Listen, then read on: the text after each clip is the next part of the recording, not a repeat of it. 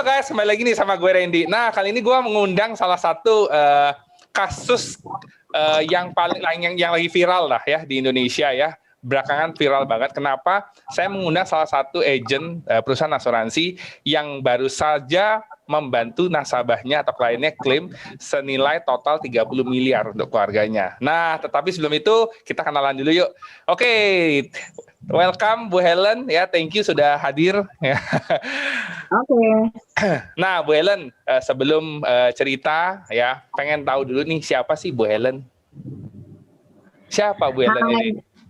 Hai guys semua yang sedang mendengarkan. Thank you banget Randy, kita sudah ada waktu ngobrol-ngobrol ya. Iya. Santai-santai ya. Ini saya sebenarnya itu adalah hanya seorang ibu rumah tangga ya dengan 3 orang anak. Kemudian saya mencoba berbisnis sendiri yang lalu itu di bidang otomotif. Lalu 18 tahun yang lalu saya bergabung di Prudential. Nah, alasannya saya bergabung di Prudential sebenarnya itu kalau dulu merasa sepertinya itu kebetulan kecelakaan gitu loh ya. Karena kondisi ekonomi lagi nggak bagus gitu ya. Dolarnya naik 15.000, 3 kali lipat dari harga 3.000 gitu ya. Terus setelah kerusuhan 98 gitu ya. Jadi saya mencari sesuatu bisnis yang membuat saya itu tidak perlu pakai modal, karena modal saya habis untuk perputaran cash flow perusahaan. Nah, jadi saat itu 2003, tepatnya April, itu saya mendapatkan satu tawaran untuk berbisnis di Prudential. Nah, saat itu yang saya lihat adalah ini bisnis luar biasa. Yang pertama, memang sih kadang-kadang orang katakan munafik ya kalau bilang bantu orang tanpa ujungnya duit gitu ya. Sebenarnya di sini bisnis itu luar biasa. Memang ada uangnya besar banget, nggak usah diragukan lagi. Tapi satu hal, ini adalah pekerjaan yang paling banyak bisa digunakan untuk membagi berkat, dan kedua membantu orang banyak. Membantu orang banyak artinya itu bukan hanya membantu kita kasih uang gitu ke orang, tapi kita banyak sekali membantu orang itu bagaimana mereka memikirkan tentang apa yang mereka lakukan untuk tujuan hidup mereka. Kadang-kadang orang lupa mencari uang itu ada satu tujuan hidup, bukan cuma hanya uang-uang aja, tapi ujungnya adalah kepengen banget uang yang dicari itu menjadi satu kebebasan finansial dia kelak ya, kelak dia mendapatkan kebebasan finansial. Nah, jadi saya merasakan bisnis ini wow, ada satu misi. Misinya lagi adalah selain kita membantu orang, misinya lagi adalah kita membuka juga lapangan pekerjaan kan untuk orang kalau mau bergabung gitu ya. Tetapi yang paling inti daripada semuanya ini adalah bagaimana kita memperlakukan orang lain itu untuk masa depan mereka yang lebih baik. Nah, betul. Nah, dimana kalau bilang untuk masa depan mereka lebih baik, banyak orang yang tidak peduli. Mereka itu hanya bekerja hari ini, cukup untuk hari ini. Dia tidak memikirkan untuk masa depan mereka. Nah, itulah saya memikirkan tugas kita untuk memberikan satu edukasi gitu ya, memberikan edukasi ya. Edukasi kepada mereka bahwa ini tuh ada sesuatu yang harus dijaga gitu. Nah, itulah akhirnya saya menerima pekerjaan ini, Ran. 18 tahun yang lalu saya bergabung dengan satu misi juga bahwa setiap orang itu beragama ya. Saya percaya kan kita semua beragama ya. Tapi waktu kita berpikir kita beragama, kita kan harus memberikan kasih, selalu harus berbagi. Apalagi kalau di pengajaran saya ya, makanya pukul pipi kanan, kasih pipi kiri ya. Gitu kan ya. Tapi gimana itu tidak mengerti gitu loh, apa itu artinya dari pengajaran apa yang saya anut ya, agama saya Katolik. Tetapi setelah saya ada di bisnis ini saya baru mengerti, banyak orang menolak ya, pada saat kita sharing belum sempat kita jelaskan, orang udah menolak blok dulu gitu loh, asuransi gimana gitu. Nah, itu adalah satu pekerjaan yang tidak pernah saya anggap ya, atau saya jadi baper atau saya jadi sensitif, enggak. Karena kenapa? Saya punya satu misi. Pada saat hari ini nggak ada problem, memang saya nggak dibutuhkan. Seorang agen asuransi tidak dibutuhkan. Tapi pada saat saya pergi dan tidak menjadi nasabah saya menganggap problem itu ada di tempat orang yang saya ajak sharing untuk saya mengedukasi dia. Ya nggak apa-apa juga gitu. Ternyata hasilnya setelah 18 tahun ini saya klaim meninggal, klaim sakit semua itu ada kurang lebih hampir 100 kasus gitu loh dari tahun yang lalu ya. Tapi semua itu saya dan tim ya, saya menganggapnya saya dan tim saya gitu. Tapi saya menganggapnya itu adalah semakin hari semakin membuat saya merasakan ini sangat-sangat penting loh asuransi ini loh. Dan banyak negara maju nggak bisa hidup kalau nggak ada asuransi. Tapi kita di Indonesia memang tugas kita sebagai agen itu harus menjelaskan, dan penjelasan ini teman-teman belum tentu diterima. Gitu. Betul. Karena mindset asuransi itu masih kurang di negara kita ini. Iya, betul. Jadi disitulah saya memulai bisnis saya bersama Prudential sebagai agen. Kalau Reni lihat ya, memang setiap orang beda-beda ya. Reni ngelihat dari Bu Helen sendiri masuk ke industri asuransi benar-benar tujuannya adalah untuk mengedukasi. Itu sih Reni lihat bahwa wah mulia banget nih Bu Helen nih. Oke, Bu Helen. Nah, misinya bantu orang kan? Ya, misinya bantu orang dengan juga mengedukasi. Keren banget, keren. Nah, Bu Helen, ini kan kemarin viral banget tuh klaim yang 30 miliar ya? Ya.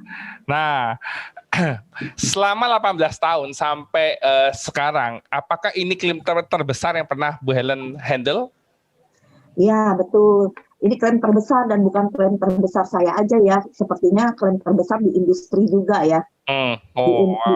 Maksudnya di Prudential khususnya, bukan di industri asuransi.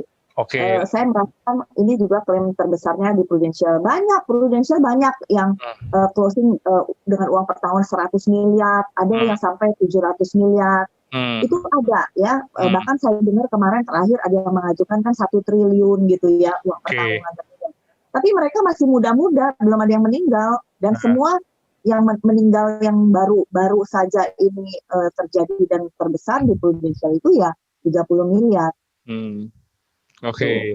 Wow. Nah, ini menarik ya. Ada hal yang istilahnya penasaran dari Randy pribadi ya. Penasaran banget, pengen tahu nih. Siapa tahu kisah ini bisa menjadi inspirasi atau teman-teman yang nonton juga bisa mendapatkan pengalaman-pengalaman menarik dari kisah ini. Nah, Randy pengen tahu sebenarnya klaim ini awal mulanya tuh dari mana sih? Maksudnya bagaimana kliennya Bu Helen itu bisa tiba-tiba punya uang pertahuan sebesar ini? Gimana Bu Helen?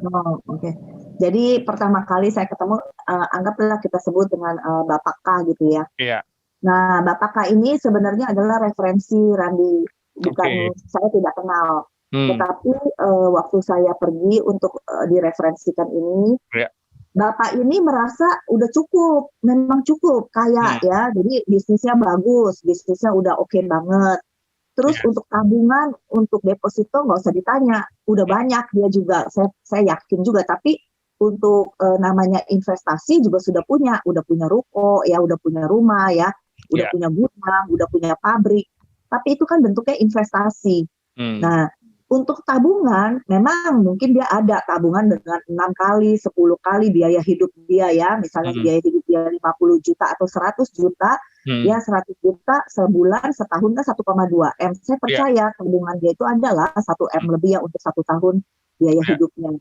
Nah, tetapi menurut saya inilah caranya agen asuransi itu bicara sebenarnya bukan hanya karena asuransi, bukan hanya dasarnya adalah asuransi supaya kalau sakit diganti gitu. Oh iya, betul. Sebenarnya asuransi itu kalau cuma sakit diganti itu strata paling rendah gitu.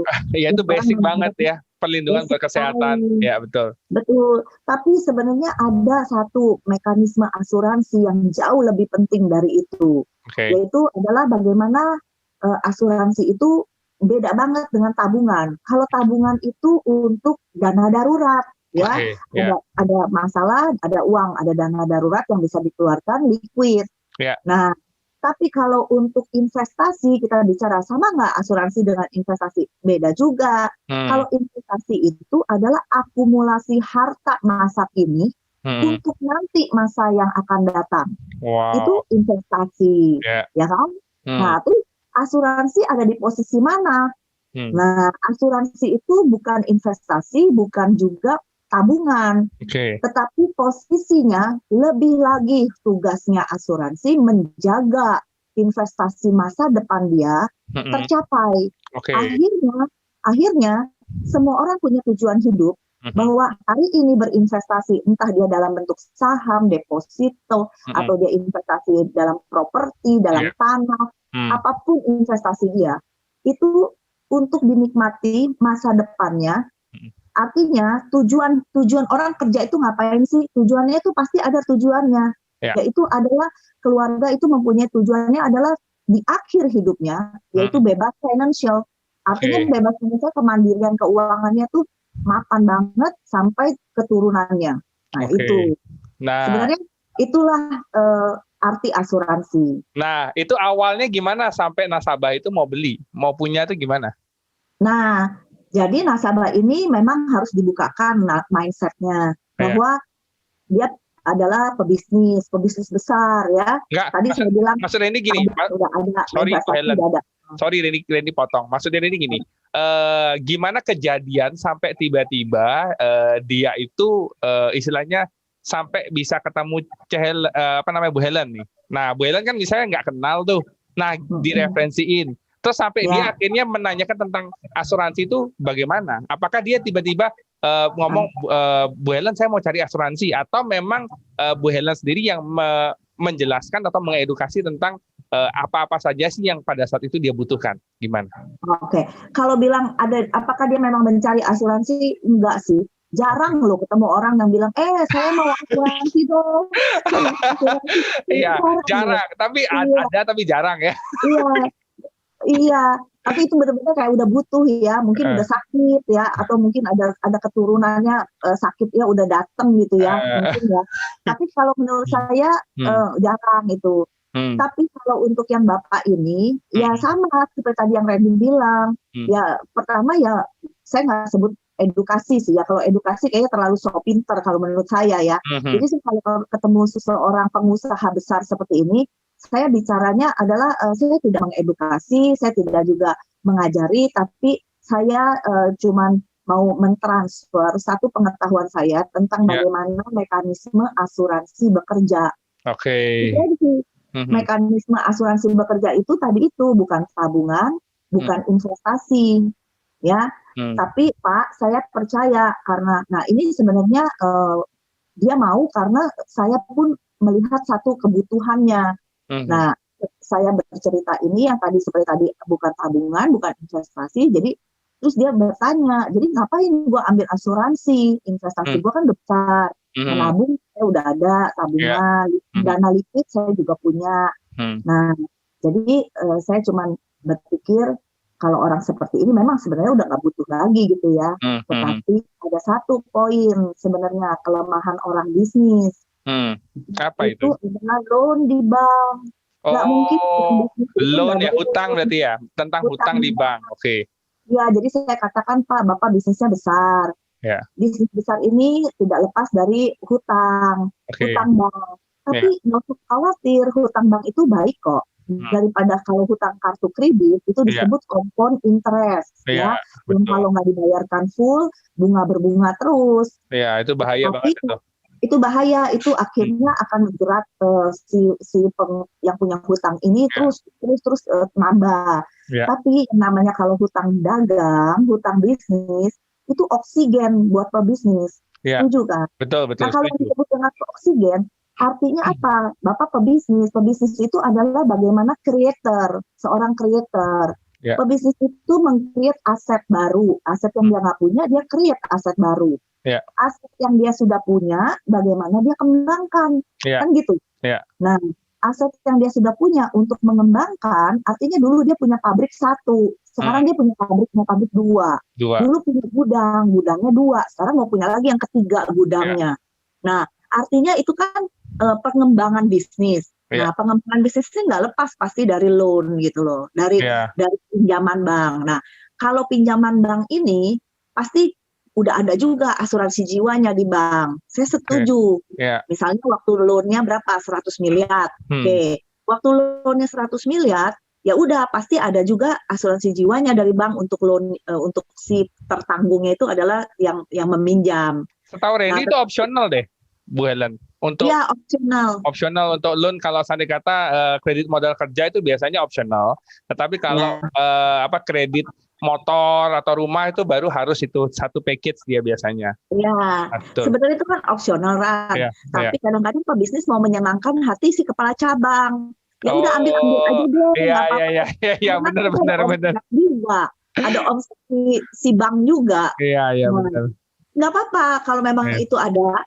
Sebenarnya memang opsional, tapi kalaupun itu ada nggak apa-apa, Pak. Iya. Itu untuk menggantikan, menggantikan loan itu yang sudah ada. Tapi pertanyaannya, pabrik dan usahanya siapa yang jalanin? Anak-anak kan masih sekolah. Iya, Masih sekolah benar-benar. di Singapura, Iya. masih ada sekolah di Amerika. Barangkali kalau loan itu sudah dibayarkan pun pabriknya nggak ada yang jalanin, Bapak mereka harus hire orang profesional dan itu Iya. perlu biaya. Betul, Dan betul. biaya ini mungkin pada saat si penanggung jawab atau si orang kunci itu meninggal, mungkin keadaan pabriknya, keadaan usahanya agak turun dulu gitu loh. Iya, benar. Pasti dia ada efeknya lah.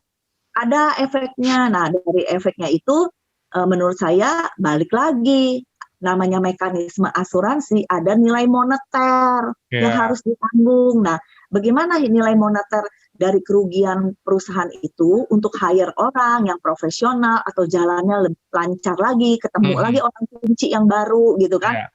Nah, itu perlu biaya. Nah, berapa sih Pak yang dibutuhkan biaya itu gitu. Paling tidak selama untuk penyesuaian perusahaan, mungkin ada kerugian ya. Nah, paling tidak istri dan anak-anak tetap hidup, Pak. Nah, ini artinya apa? Proteksi loan untuk keluarga. Oke. Nah, pada saat si Bapak K ini mendengar hal ini, itu gimana responnya? Responnya iya benar, bagus.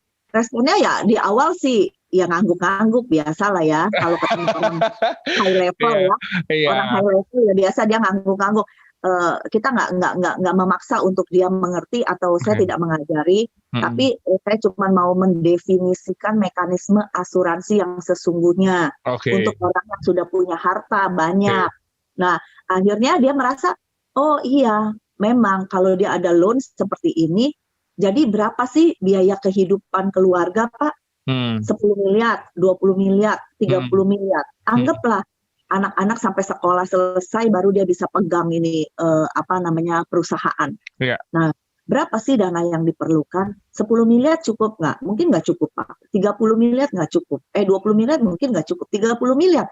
Nah, atau 50 miliar bahkan. Coba Bapak hitung. Berapa yang diperlukan? Nah, akhirnya dia menghitung seperti tadi Randy bilang, ada beberapa di bank kecil yang masih ada loan-nya yang memang itu nggak pakai asuransi. Nah, jadi dia bilang, oke, kalau gitu kita mulai dulu aja ya dengan angka 30 miliar. Gitu. Wow. Cara menghitungnya sebenarnya sih gampang. Saya cuma minta dia 1 bulan itu anak kalau sekolah di luar negeri biaya hidup itu berapa sih Pak? Perlu 100 nggak? Iya perlu loh, 100 juta loh. 100 juta kalau sampai 1 tahun itu 1,2 miliar ya. Belum dia bolak-balik kurang lebih kan 2 miliar perlu 1 tahun. Wow. Nah, ya buat ini buat teman-teman juga yang memang pengen kuliahin ya, sekolahin anak di luar negeri. At least minimum siapkan uang 100 juta untuk 1 anak ya per bulan ya. Per bulan. Terus kalau dia mau pulang pergi terus biaya hidupnya, makannya semua. Nah, dia kan punya anaknya 2 nih. Ada anaknya 2 loh. Kurang lebih anaknya 2 kan 2 miliar. Iya. Kurang lebih anaknya 2 ya, 2,4 miliar. Anggap 2 miliar. 2 miliar itu kalau 30 miliar itu dia bisa mengcover anaknya itu sampai 15 tahun ke depan kan. Cocok. 15 tahun nanti anaknya usia 25. Anaknya berusia 25 tahun.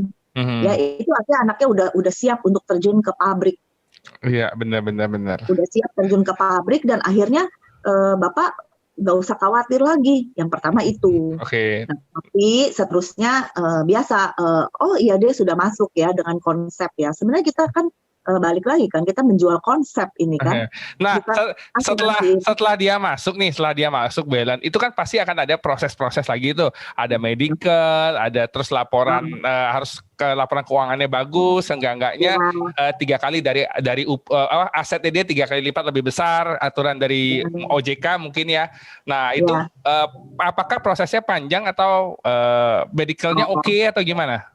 Oke. Tapi ada satu lagi nih yang menggelitik dia sebenarnya, yang membuat dia tuh langsung mau closing. Ada satu nih. Jadi saya pergi itu nggak cuma sekali, 3 kali kalau nggak salah ya. Memang nggak apa-apa, itu normal 3 kali pergi itu masalah. Karena itu harus yakin gitu orangnya ya. Nah waktu saya pergi lagi yang terakhir itu cuma satu. Saya bilang, Pak, hari ini Bapak punya gaya hidup ya. Terus kalau gaya hidup Bapak ini, Bapak apa yang sudah Bapak ambil semua, harta yang sudah Bapak kumpulin, Bapak pergi aja nikmati, enjoy life. Pergi aja Pak, mau ke Amerika, mau kemana, Bapak pakai aja duit itu semua Pak. Berani nggak? Dia bilang, ya enggak dong, anak saya kan 2 masih kecil-kecil. Rupanya juga memang meritnya udah agak telat mungkin kali ya, anaknya juga memang masih kecil di Singapura ya. Nggak kecil banget sih, udah SMP sama SMA gitu ya. Usianya 40 dia, 40 usianya. Kemudian anaknya masih SD lah, SD sama SMP waktu itu saat itu ya. Nah sekarang ini baru lulus dia anaknya. Jadi 5 tahun yang lalu tuh masih SMP ya, yang kecilnya masih SD, masih SD. Oke. Jadi masih kecil-kecil banget ya. Jadi saya bilang coba nikmatin aja Pak, enjoy life hidup ini. Bapak mau beli mobil nih, oh pengen demen nih sama Bentley, beli aja Pak Bentley-nya. Lexus tuh yang baru lagi keluar, Bapak beli aja Pak. Terus Bapak enjoy life. Nggak berani, dia bilang. Kenapa nggak berani? Saya tanya, anak saya kan masih kecil-kecil, mereka kan butuh biaya. Nah, itulah biasanya orang nggak berani karena memikirkan hal itu menjadi takut gitu untuk menghabiskan uang yang sudah dikumpulkan. Nah, tapi kalau Bapak memakai mekanisme asuransi ini, melindungi masa depan Bapak, 30 miliar, Bapak punya uang 30 miliar yang saat ini, Bapak enjoy life aja, nggak usah takut Pak. Ada dana darurat, dana abadi sebesar 30 miliar yang sudah disiapkan. Iya, benar. Akhirnya dia berpikir di situ. Oh gitu ya, jadi Bapak nggak ada kekhawatiran sama sekali untuk menghabiskan uang yang Bapak sudah hasilkan hari ini. Nah itu karena memang benar ya, yang namanya orang tua tuh pasti ada kepikiran ya, gimana kalau anak-anak masih bergantung financial terhadap orang tua itu. Orang tua sakit ataupun langsung check out lah. Nah itu mungkin banyak dari orang tua yang mengalami pemikiran seperti pergumulan lah ya, seperti itu ya. Oke. Nah habis itu gimana? Setelah proses sign dia oke, lalu medicalnya oke ya waktu itu ya? Nah, oke banget. Umur 40, sehat, main jet ski di laut, diving, olahraga. Wah, bagus semangat hasilnya, lolos. Nah, itu mengenai financial mengenai medical underwriting, lolos ya. Yang kedua kan ada financial underwriting. Jadi ada 2 hal nih untuk big case seperti ini. Nah, di sini stop dulu. Ini mau kasih tahu dulu. Buat teman-teman tahu, jadi kalau seandainya kata ada orang ingin buka uang pertanggungan dengan yang besar banget ya, itu bukan artinya perusahaan asuransi langsung mengiyakan nih karena butuh omset segala macam, tidak ya. Jadi perusahaan asuransi juga harus mengkalkulasikan resiko yang akan terjadi dan secara keuangan dan asetnya memang mampu untuk istilahnya mengikuti dengan uang pertanggungan yang besar ini gitu. Ya. Silakan terus Bu Helen gimana? Nah, jadi medical underwriting-nya lolos, sehat banget. Sekarang financial underwriting. Nah, financial underwriting tentu ini bukan menjadi satu yang menakutkan untuk dia kasih kita laporan keuangan. Enggak, teman-teman.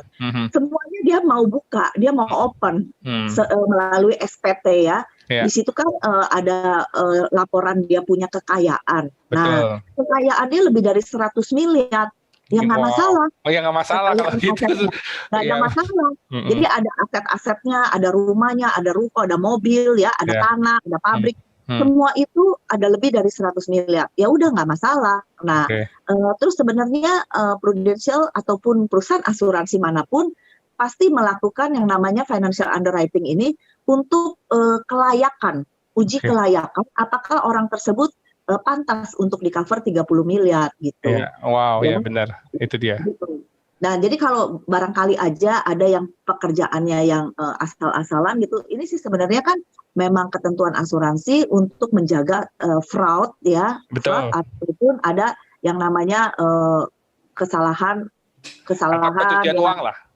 Ya, atau ada masalah mengenai ini kecurangan asuransi gitu loh, kejahatan asuransi, asuransi di mana saya bisa aja saya mengasuransikan pembantu, tapi sebenarnya dia tidak menghasilkan apa-apa, hanya saya suatu hari misalnya majikannya mau berbuat jahat lah sama ininya supaya dapat uang pertanggungannya gitu. Misalnya gitu. Iya, betul ya. Itu setuju banget ya. Itu benar-benar aturan dibuat untuk menghindari yang namanya fraud. Oke. Nah, setelah berjalan, itu berapa lama ya berjalannya polis asuransinya sampai terjadinya klaim itu? Nah, 2015 itu closing 2015. Nah, berjalannya polis ini lancar banget, cuma 39.200.000 per bulan. Ya, itu mah kecil banget. Kemudian ini istrinya nggak tahu si bapak itu masuk karena istrinya katanya nggak suka dengan asuransi dan istrinya juga nggak mau dengar asuransi gitu ya, kayaknya itu doain orang meninggal katanya orang meninggal. Sebenarnya kan bukan di situ letaknya. Padahal kalau kita ngomong masalah doa ya, perusahaan asuransi justru doain nggak meninggal supaya uangnya nggak keluar. Itu padahal kita punya tim doa. Asuransi punya tim doa. Yang pasti doain semua nasabah sehat-sehat, jangan cepat meninggal, supaya nggak terjadi klaim besar-besaran, gitu kan. Jadi akhirnya ya sudah, nggak apa-apa saya bilang kalau memang ingin dirahasiakan gitu ya. Tadi istrinya kan nggak tahu. Nah, terus udah gitu tadi apa ya pertanyaannya, Ran? Maksudnya perjalanannya berapa tahun? Itu kan lancar-lancar aja. Lancar-lancar. Ya, 39 juta sekian per bulan. Nah, awalnya kan istrinya nggak tahu tuh. Nggak tahu, yang bayar sekretaris. Oh, yang bayar sekretarisnya. Wow. Ini salah satu cara ya, teman-teman. terus.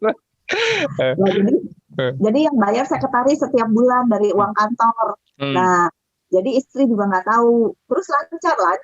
Nah, pada saat tahun 2015 masuk, semua oke, nggak ada masalah. Di 2020, sebelum 2019.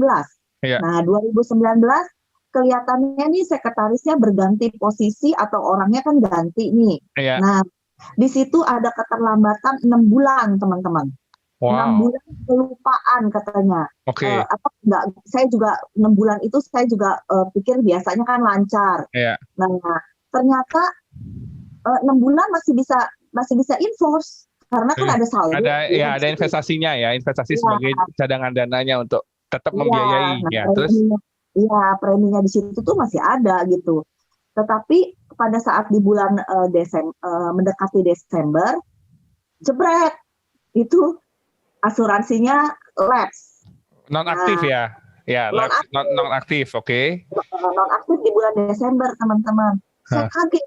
Terus langsung telepon si bapaknya ada di luar negeri ya, lagi Natalan gitu ya sama keluarga. Pak, transfer sekarang. Kenapa?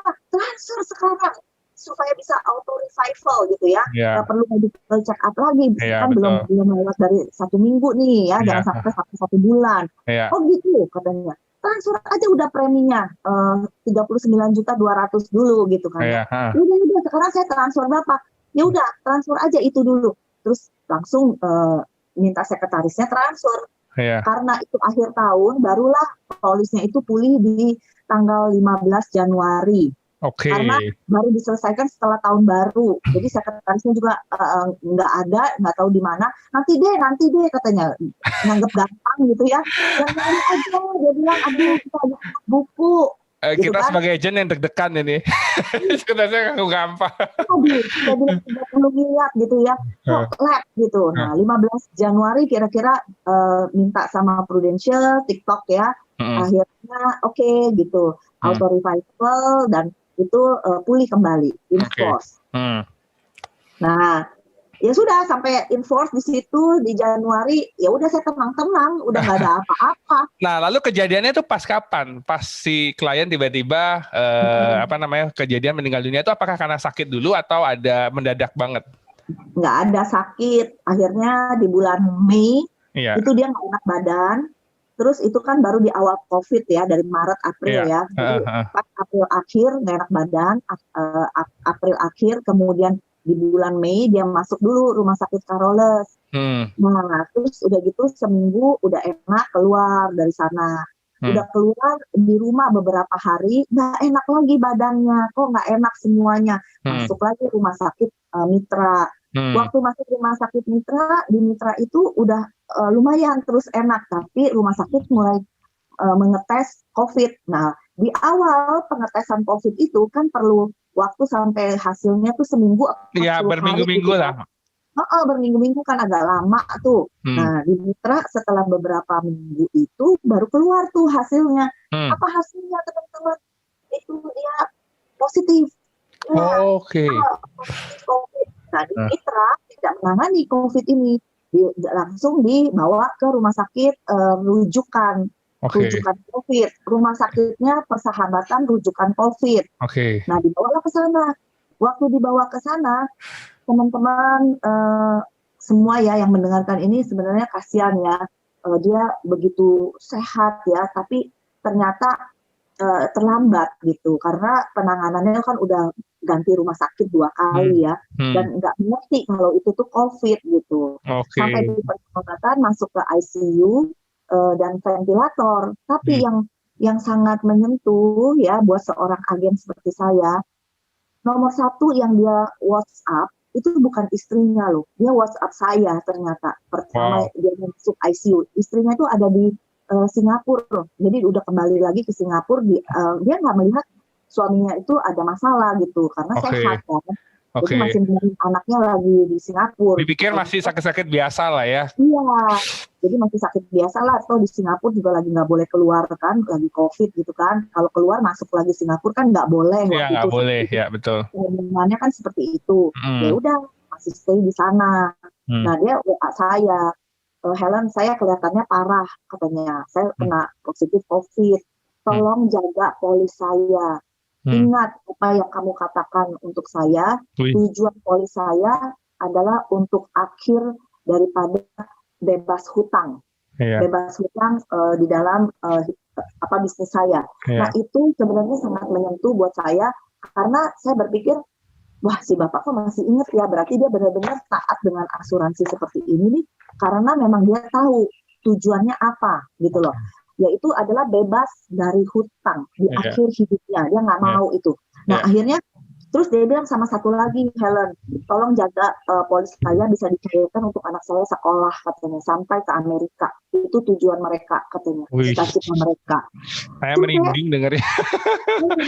Saya sampai gini, waduh, langsung pikiran saya kontaknya apa? Januari kan lapse. Iya. Duh, saya bilang, Pak, Bapak sehat-sehat aja Pak, tenang Pak, di ICU saya doain Pak ya, Bapak cepat keluar, nggak ada masalah. Jadi dia bilang, iya doain aja, kata dia. Doa saya kenceng banget Randi, doa saya kenceng banget. Dia harus sembuh karena dia baru di Januari. Wah, saya nggak bisa tidur, saya gemeter banget. Iya, karena memang biasanya kalau antara labs ya, ini buat teman-teman tahu ya, ini sedikit ya info ya. Kalau polisi itu baru pemulihan ya atau baru dibuka, jika terjadi kondisi atau istilahnya meninggal dunia atau sakit kritis terlalu mendadak mendekati dengan polisi ini baru buka atau baru pulih, itu pasti akan ada yang namanya investigasi. Maksudnya investigasi itu memang terjadi normal di semua perusahaan asuransi untuk mengecek apakah dia pemulihan ini gara-gara sudah sakit dulu sebelumnya atau gimana. Ini memastikan dia tidak terjadi kejahatan asuransi. Terus habis itu, makanya nih Bu Helen nih doa terus nih kayaknya kenceng banget nih ya supaya dia sembuh keluar gitu ya. Iya, Iya, supaya sembuh keluar nggak usah klaim gitu. Nah, akhirnya ya ternyata beberapa seminggu kemudian sekretarisnya nelpon, Bu, Bapak udah nggak ada. Mati. Waduh, terus bagaimana? Iya Bu, dia bilang, tolong ya Bu, katanya nanti diurus Bu, asuransi bagaimana? Ya udah pokoknya gini dulu deh, doa dulu untuk meninggal, dikubur, dikremasi dulu ya. Udah diberesin dulu deh, jangan mikirin dulu ini. Nah, istrinya kan nggak tahu. Jadi saya bilang, gini aja, itu kan yang tahu kan dari perusahaan company yang masukin. Udah kita urusin tetap ya, tapi nggak usah terlalu heboh, saya bilang. Dulu dan hanya satu pintu ya melalui saya. Karena kenapa Bang Randi? Ingat loh teman-teman, pada saat ada orang yang sakit terus meninggal, banyak orang tuh agent tuh kepo-kepo, ada asuransi nggak sih, saya urusin. Kalau saya urusin mau bantuin. Bantuin. Mau biasanya mau bantuin buat jadi pahlawan kesiangan maksudnya. Itu dikasih formnya udah dikasih, diambil, udah di print semua, udah dikasih formnya. Terus mau ngapain, saya tanya. Iya katanya, ini mau dibantuin klaimnya katanya. Ada orang yang sudah lama di Prudential katanya mau bantuin. Nggak usah, saya bilang, nggak usah. Tenang aja, saya yang satu tangan, satu pintu sama saya bilang gitu. Jadi nanti jangan salah kaprah, apa yang ditulis di sana nggak sama apa yang saya tulis ya. Udah sama saya. Nah udah satu pintu itu. Satu pintu, kita mulai klaim. Pada saat klaim, masukin kan saat itu kan kita nggak berani ke rumah sakit ya. Iya betul, karena awal-awal masih ini banget tuh. Takut banget gitu kan, nggak berani ke rumah sakit, harus pakai APD ya kalau masuk. Jadi akhirnya Prudential tuh luar biasa sih, langsung dia merubah untuk klaim tidak perlu pakai yang namanya surat keterangan meninggal, SKD dokter diperlukan, nggak diperlukan. Hanya untuk rekam medis keluar dari rumah sakit, dan di situ tertulis meninggal karena COVID gitu loh. Nah itu udah cukup. Nah terus nggak usah lagi pakai hard copy, pakai soft copy, itu langsung masukin ke Prudential, langsung kan diproses. Nah tetapi saat diproses itu, kemudian kenapa lambat gitu teman-teman? Karena pada saat proses baru saja lapse di Januari 2020. Nah akhirnya ya harus investigasi. Nah, investigasi itu kan perlu 90 hari, perlu 3 bulan, ya maksimal ya bisa lebih cepat. Nah, maksimal adalah 90 hari. Ya udah, kita ikutin aja, artinya gini, ya udah dicek dulu di seluruh rumah sakit, apakah dia ada rawat inap sebelum dia dipulihkan itu. Nah, saya tenang-tenang aja teman-teman, saya pikir ya memang dia sehat dan pagi pergi juga medical check up gitu kan, nggak ada masalah yang berarti gitu ya. Prudential itu bukan Prudential aja, semua asuransi pasti investigasi itu ada kerjasama sama rumah sakit. Betul. Nah, medical check up-nya itu ketemu ada 2 rumah sakit, dia pernah medical check up di 2019 awal dan 2019 pertengahan gitu loh, pertengahan. Jadi pada saat pemulihan kan dia juga bilang enggak, saya nggak ada sakit apa-apa, memang benar nggak ada apa-apa, tapi dia ada medical check up. Pas medical check up itu yang keduanya itu ada sedikit kurang bagus di ginjal. Nah jadi ada dia punya apanya lah, kreatinin atau apalah ya, protein apa itu. Jadi memang ginjalnya kurang bagus gitu, kelihatan di situ. Ya udahlah, saya dikabarin dong, ini belum bisa klaim karena kemungkinan dia ada sakit sebelum enforce gitu. Tapi kan auto revival nih, nggak pakai medical check lagi. Itu masalah gitu ya, karena ada jago sih, pinter sih perusahaan asuransi yang nggak tahu saya bagaimana caranya dapat aja gitu ya. Padahal ini udah ditungguin sebulan lah udah nggak ada dah ini gitu kan. Tentunya bulan kedua ada gitu. Ya udah nggak apa-apa. Tenang aja teman-teman. Kalau itu memang terjadi, boleh klaim terjadi ya sudah nggak apa-apa. Saya membesarkan hati sekretaris. Dan terakhir bulan kedua itu istrinya udah tahu ada polis. Ya, jadi istrinya bilang, nah kalau udah tahu kan tahu sendiri ya, jadi keluarga besar. Apalagi ada duitnya. Keluarga besar yang tahu ya. Terus langsung deh ya, lama banget gitu ya. Kok asuransi mempersulit gitu ya. Itu biasa teman-teman. Tapi kita tahu kita ada di kebenaran, kita ada berjalan di kebenaran, kita tahu apa yang kita lakukan itu adalah kebaikan ya buat mereka. Nggak mungkin kita mau mencelakakan atau membuat sulit gitu. Ya. Ya udah, apa-apa juga. Akhirnya saya sabar, saya bilang. Sampai saya bilang sama istrinya, yuk dukung dalam doa, yuk. Dia bilang, oh kok asuransi aja bisa dukung dalam doa, mau ngapain? Emang kita nggak dibayar? Bukan, saya bilang. Mencelikkan mata yang tidak mungkin, tidak perlu dilihat, ya, dan melancarkan semuanya apa yang perlu dilihat, gitu. Nah, jadi saya bilang, ayo kita dukung aja dalam doa, saya bilang gitu. Ya udah. Nah, itu dari situlah di bulan kedua. Saya sulit tidur, makan nggak enak gitu ya, mulai banyak berpikir, wah ini gimana gitu. Saya berdoa benar-benar ternyata betul banget jawabannya adalah saya minta gini, oke, itu ginjal kurang bagus, tapi ada nggak dia konsultasi dengan dokter ginjal? Kalau dia ada konsultasi dengan dokter ginjal, artinya itu memang ada penyakit. Tapi kalau dia nggak ada konsultasi, dia bicara sama saya, dia nggak pernah sakit gitu. Medical check up iya, terus dia maintain sendiri gitu. Artinya kalau nggak ada, berarti kan itu nggak ada penyakit, mungkin kecapean, mungkin pulang dari mana perjalanan negeri mungkin, ya. Atau dari perjalanan dia bisnis ya, ada stresnya juga ya, ada kurang minum mungkin kan gitu. Nah akhirnya itu diterima dengan kondisi ya udah dicari coba ya. Pas gitu dicari, memang nggak ada. Dia nggak pernah konsultasi sama dokter. Oh, aduh itu rasanya lega gitu. Iya, nggak ada itu. Dan akhirnya dengan kondisi seperti, ya sudah kalau nggak ada, oke, cepat aja persetujuannya. Iya. Oke, selesai dong. Selesai. Ternyata kenapa masih lama? Nah, teman-teman supaya tahu nih, kalau lebih dari 10 miliar, itu dia nggak pakai satu reasuransi. Dia ada pakai beberapa reasuransi. Oke. Kebetulan itu dipakailah 3 reasuransi. 3 atau 4 ya. Nah, mereka harus semua sama-sama menyetujui baru keluar. Nggak bisa misalnya pakai 3 reas, terus yang 2 bilang oke, yang 1 bilang enggak, kan nggak mungkin keluarin 20 miliar, 10 miliarnya ditahan. Kan nggak mungkin. Iya. 3-nya itu menyetujui. Nah, prosesnya ada 1 reas yang nggak menyetujui kondisi ini gitu. Oh ya?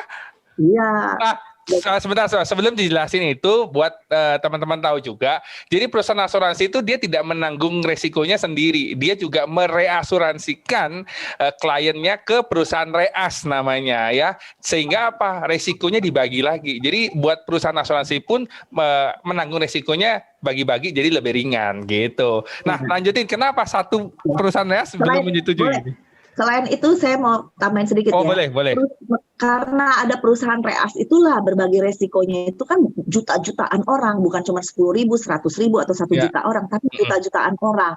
Sehingga perusahaan asuransi itu kita hampir tidak pernah dengar yang namanya dilikuidasi.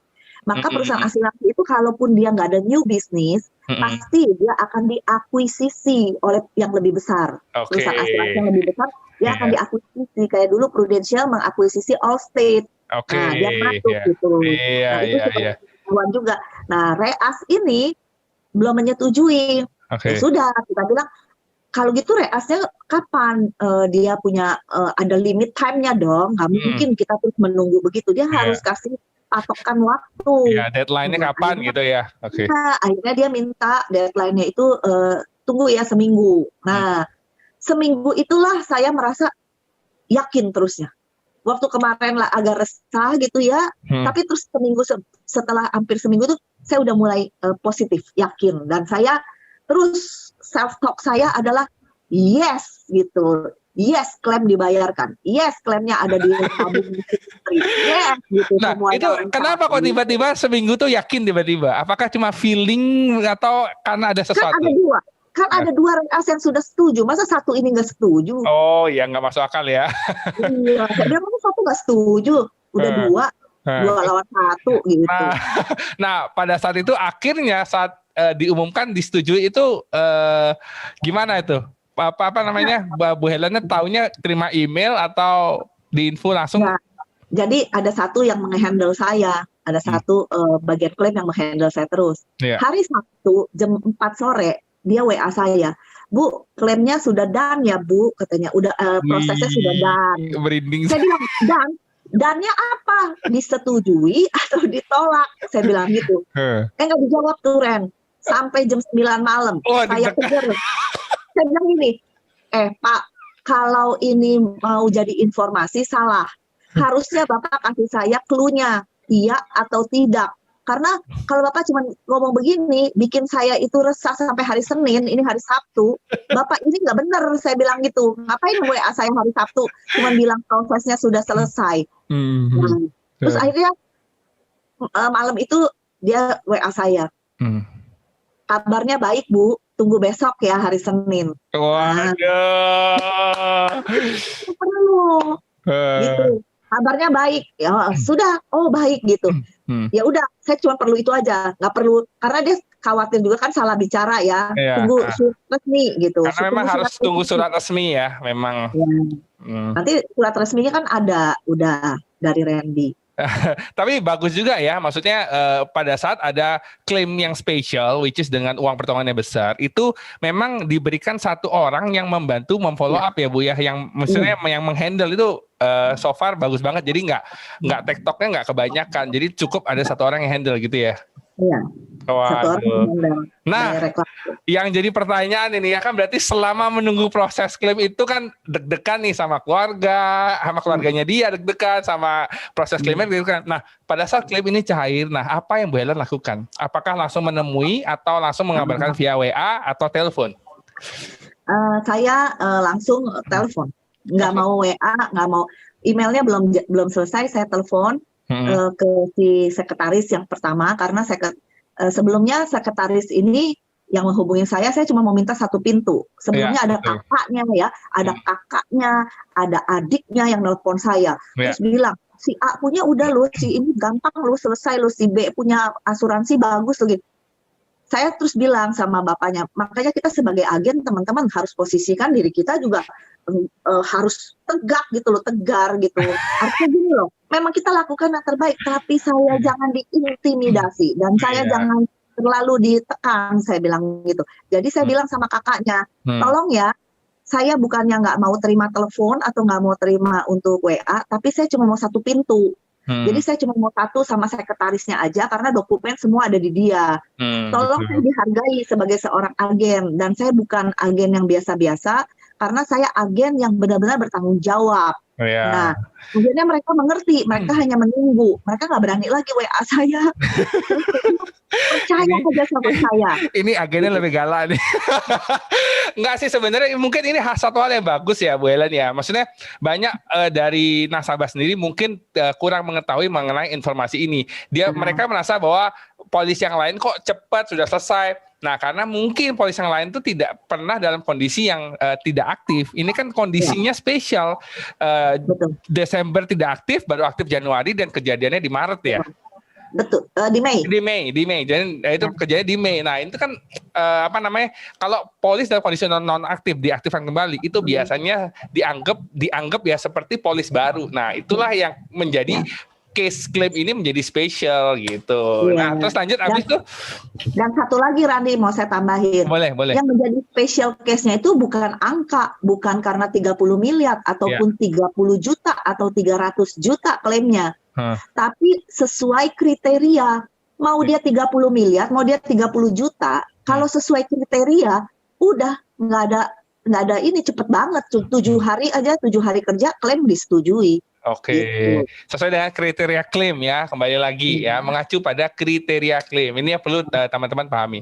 Oke, setelah nginfoin nih ke sekretarisnya, gimana nih? Telepon ya. Infoin, ya udah dia puji Tuhan Bu, udah selesai Bu, gini. Oke, saya akan kabarkan ke istrinya, saya bilang gitu. Nah, udah saya kabarin ke istrinya, udah disetujui ya. Ya, saya nggak tahu ya, seorang istri, saya juga nggak tahu, ini bapak sayang banget kan sama keluarga ya. Istrinya biasa aja tuh. Biasa aja. Kata dia, oh udah ya. Ya udah, saya juga nggak tahu kok si bapak ada masuk asuransi. Mungkin sudah biasa dengan uang segitu mungkin ya.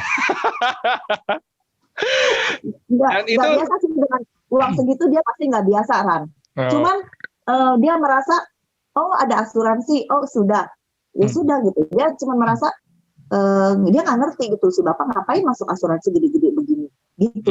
Kira-kira gitulah. Tapi akhirnya sekarang ya lumayan membantu keluarganya pada saat.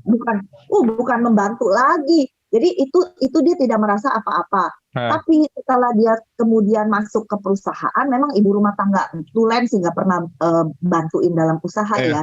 Makanya menurut saya sih teman-teman di sini ya, nggak masalah kalau kita closing itu perlu orang yang punya keputusan ya, decision maker-nya yang kita ketemu ya. Mereka memang nggak ngerti gitu problem apa yang ada. Nah setelah dia masuk ke perusahaan dia baru mengerti, oh company ini kalau nggak ada dana seperti ini, saya bagaimana kembali ke Singapura, saya bagaimana kembali untuk anak saya sekolah sampai ke Amerika, dia nggak ngerti.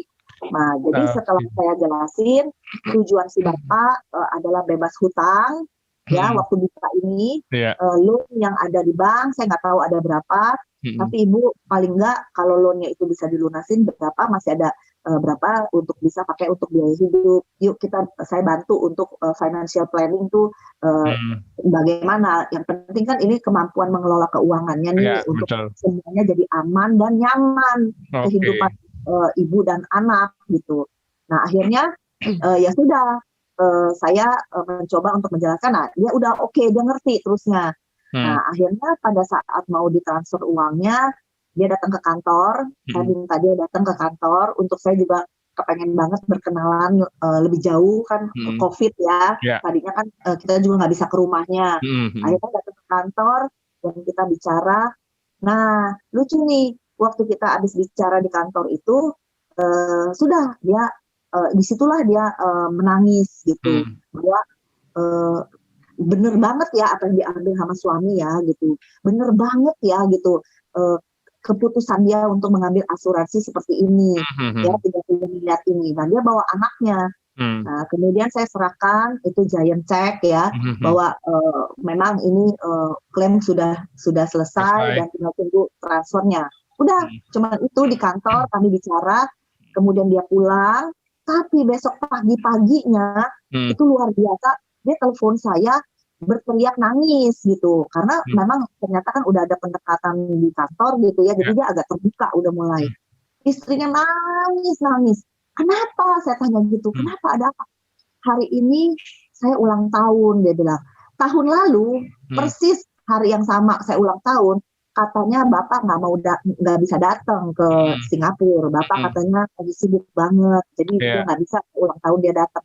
Tapi dia surprisein saya bawa buah, katanya bawa bunga dan bawa cake ya, dia bilang itu di depan pintu apartemen gitu. Aduh, di pintu dia mengucapkan happy birthday buat saya tahun lalu, dia bilang seperti itu kejadiannya, bawa bunga dan cake buat saya, dia bilang gitu.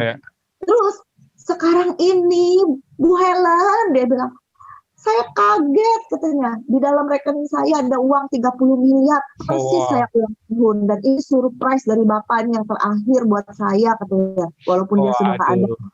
Nah, inti ceritanya apa? Ambil hikmatnya apa? All for good, yaitu jangka waktu yang begitu panjang dalam klaim, ternyata untuk menunggu pada saat transfer itu ulang tahunnya dia. Waduh, ya betul banget. Waduh, iya bisa pas banget ya. Wow, kalau misalkan itu lebih cepat prosesnya, mungkin ditransfernya nggak pas ulang tahunnya dia ya. Waduh, all for good banget ya. Dan gila, itu ya. God is good, saya bilang all the time. Nah itu bagus banget timingnya persis. Jadi dia bilang saya tidak akan lupakan ini katanya, kehidupan kejadian hidup seperti ini, dia bilang. Wow. Nah itulah cintanya semakin dalam, nangisnya semakin menjadi-jadi. Waduh, nah, itu gila. Yang paling abadi. Akte perkawinannya nggak ada gunanya, akte perkawinan buat apa? Udah meninggal begini. Tapi polis asuransi ini menjadi surat cinta dia, abadi di dalam pikirannya, di dalam hati dia loh. Iya, benar. Wow. Ceritanya, kisahnya sih benar-benar nih akhirnya wah eksklusif banget. Ini tahu langsung nih dari ceritanya dari servicing agent dari Bu Helen-nya langsung nih, keren banget prosesnya, ternyata penuh dengan cerita suka dan duka ya. Wah. Iya. Nah, setelah itu berarti nanti mungkin ya buat teman-teman yang nonton, mohon maaf ada beberapa nanti data atau gambar yang saya blur karena memang permintaan dari nasabah untuk tidak menampilkan nama. Jadi saya ini konfirmasi dulu, nanti namanya akan saya blurkan atau saya hilangkan. Tetapi inilah data yang resmi dari sistem dari perusahaan asuransi dan keputusan klaimnya, suratnya juga nanti saya sudah diberikan, nanti akan saya blurkan. Thank you loh Bu Helen. Tapi ini saya ada satu pertanyaan terakhir nih buat Bu Helen. Bu Helen, tahu yang namanya aha moment? Ya. Tahu ya? Nah, ya. Kalau boleh Bu Helen cerita satu cerita atau satu kalimat, apa sih aha moment Bu Helen yang sampai membuat Bu Helen bisa melakukan hal seperti ini? Yang mungkin dulu pernah terjadi. Apakah berawal mula karena pernah bantuin nasabah klaim atau berawal memang punya visi untuk membantu orang lain memiliki perlindungan atau apa? Aha moment yang pernah terjadi yang membuat Bu Helen mau melakukan sampai seperti sekarang. Aha moment ini adalah sebenarnya aha moment saya yang kedua. Yang pertama itu adalah om saya sendiri meninggal. Jadi adik papa saya paling kecil, itu istrinya waktu melahirkan itu ngeden, terlalu kenceng ngedennya, jadi pembuluh darahnya pecah. Pembuluh darah pecah, kemudian itu nggak pernah tahu karena masih muda juga, umur 32 ya. Ternyata dia ada hipertensi saat melahirkan, meninggal. Bayinya itu ada ya diurus sama saya panggilnya Asuk ya, dipanggil sama Asuk saya itu dia sampai usia 5 tahun. Kemudian yang anak dia yang paling besar itu saat waktu meninggal usia 5 tahun. Jadi 5 tahun dan si baby itu diurus sama Asuk saya. Itu luar biasanya Asuk saya itu orang yang sabar sebenarnya ya, tapi dia tidak bisa terima. Dia tetap kerja dan tetap dia memelihara anak-anaknya ini, tapi saya mengerti banget hatinya itu nggak bisa terima. Jadi dia ngerokok terus satu hari itu sampai berapa batang. Dia menyesali kenapa istrinya itu Tuhan panggil, padahal anaknya masih bayi dan nggak ada yang ngurus gitu. Dan dia merasa nggak adil Tuhan itu. Nah, tapi setelah itu saat yang lalu dia belum bisa nabung, dia bilang belum bisa investasi, belum bisa setorkan premi di Prudential. Tapi saya bilang, saya meyakinkan sama dia bawa anak ke Kidsania, bawa anak kemana-mana, itu cuma 1 minggu nggak pergi gitu loh. Tapi uangnya masukin ke Prudential 1,5 juta gitu, bisa pasti. Dia bilang iya bisa sih 1,5 juta. Ya sudah, itu cuma 1 minggu nggak pergi gitu loh, nggak pergi ke Kidsania atau ke mall. Nah akhirnya dia masukin dengan 1,5 juta dan itu luar biasa. Sakit kankernya itu langsung dia punya paru-paru itu udah abu-abu semua ya, hitam ya. Sejak ketahuan itu dokter udah mengatakan paling lama hidupnya 6 bulan. Nah katanya itu paru-parunya rusak, kanker paru-paru. Nah tanpa dia rasa dan kemudian cuman nggak sampai 3 bulan, nggak sampai 2 bulan lebih itu dia meninggal. Pada saat dia meninggal apa yang terjadi? Anaknya tuh masih umur 5 tahun dan 9 tahun ya, yang gedenya 9. Jadi mamanya udah nggak ada waktu melahirkan kecil, meninggal, papanya nggak ada, yatim piatu. Dan akhirnya diwakili oleh tante saya untuk mereka terima warisan ini, bikin yang namanya wali waris. Wali waris di pengadilan. Kemudian waktu anaknya mau terima itu saya panggil dua-duanya, kemudian saya bawa ke kantor Prudential sama tante saya. Terus sengaja di situ saya udah bikin satu yang namanya transfernya Prudential ya, approve-nya Prudential, surat itu. Saya bilang ini buat kalian berdua. Saya bilang kalian berdua belum mengerti, tapi ini mengandung angka di sini, ada angka di sini itu adalah untuk kalian sekolah ya. Itu kurang lebih hampir 600 juta ya, 500 juta lebih dari UP dan nilai tunai. Nah, di situ saya bilang, anggap anak namanya Andi sama Rudi ya, Andi dan Rudi, kamu tahu, kamu harus belajar pintar ya, belajar dengan baik, karena papamu di surga lagi melihat kalian berdua untuk sekolah dengan baik. Nah, kenapa papamu itu adalah pahlawan? Jadi hari ini walaupun yatim piatu, nggak ada orang tua, jangan mau dibelas kasihanin sama orang lain. kamu sama tante pun makan pun itu nggak masalah lah berapa angka harga untuk makan ya. Tapi yang paling penting sekolah kamu sampai selesai kuliah nanti ya, ini papa kamu sudah siapkan. Dan papa kamu itu orang luar biasa sekali. Dia sudah mempersiapkan untuk anaknya yang dia benar-benar cintai kalian berdua. Nah, disitulah mereka tersentuh. Jadi setiap kali males, setiap kali ada masalah, mereka ingat itu. Yang membiayai mereka adalah papahnya. Nah, itu di situ yang luar biasa. Dari situ pertama saya klaim itu yang membuat saya tidak pernah berhenti dan tidak pernah lelah untuk menjelaskan apa artinya asuransi. Wow, keren. Thank you loh, Cik Helen. Sudah mau sharing ya, eksklusif banget nih, kisah dari klaimnya. Thank you, Cik Helen. Terima kasih, sama-sama.